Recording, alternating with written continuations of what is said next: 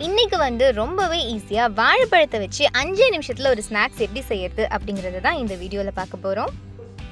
இது செய்யறதுக்காக நான் வந்து 2 வாழைப்பழம் இந்த மாதிரி கட் பண்ணி வச்சிருக்கேன். இது செய்யறதுக்கு வந்து நம்ம ஒரு மாவு ரெடி பண்ணனும். அதுக்காக நான் ஒரு மிக்ஸி ஜார்ல வந்துட்டு ஒரு 100 கிராம் அளவுக்கு சர்க்கரை போடுறேன். அது கூடவே வந்துட்டு ஒரு 5 ஏலக்காய் போட்டு இதை வந்து நல்லா பவுடரா அரைச்சு எடுத்து வச்சிருக்கேன்.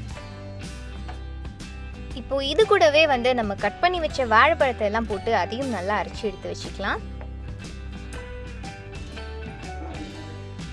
இப்போ இது எல்லாத்தையும் சேர்த்து ஒரு பேஸ்ட் மாதிரி அரைச்சு எடுத்து வச்சிருக்கேன். இப்போ வந்து இதுல கொஞ்சமா வந்து நான் பேக்கிங் சோடா சேர்த்துக்கிறேன். அதுக்கப்புறம் நான் வந்து 1 கப் அளவுக்கு மைதா எடுத்து வச்சிருக்கேன். அதையும் வந்துட்டு இந்த பழத்து கூடவே போட்டுடுறேன். இப்போ இது எல்லாத்தையும் ஒண்ணா சேர்த்து நல்லா மிக்ஸ் பண்ணி வச்சுக்கலாம்.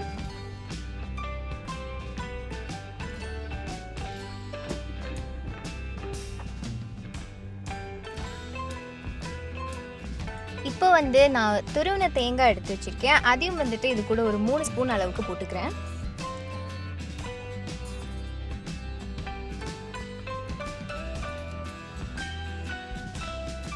இப்போ இது எல்லாத்தையும் நல்லா மிக்ஸ் பண்ணி வச்சுக்கலாம். இப்போ இந்த ஸ்நாக்ஸ் செய்யறதுக்கான மாவு ரெடி ஆயிடுச்சு. இதை வந்து எண்ணெயில் போட்டு ஃப்ரை பண்ணி எடுத்துக்கலாம்.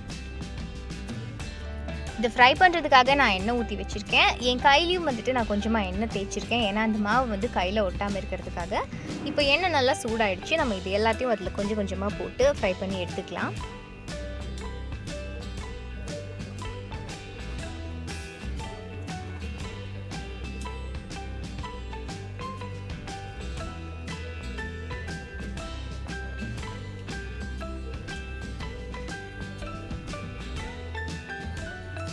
இதை ஃப்ரை பண்ணும்போது லோ ஃப்ளேமில் வச்சு தான் ஃப்ரை பண்ணணும். இல்லைனா இது சீக்கிரமாக வந்து கரிஞ்சு போயிடும். அதனால வந்துட்டு நம்ம லோ ஃப்ளேம்லேயே வச்சுட்டு இதை மாதிரி ஃப்ரை பண்ணி எடுத்துக்கலாம்.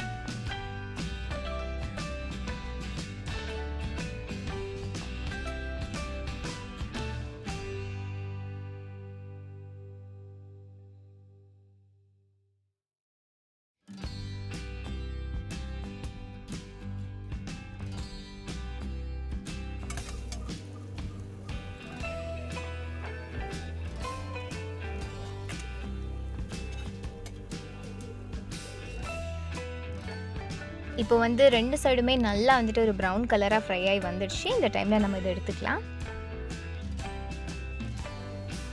இப்போது அவ்வளோதான். 5 நிமிஷத்தில் வந்து ரொம்பவே ஈஸியாக ஒரு ஸ்நாக்ஸ் வந்து ரெடி ஆகிடுச்சு.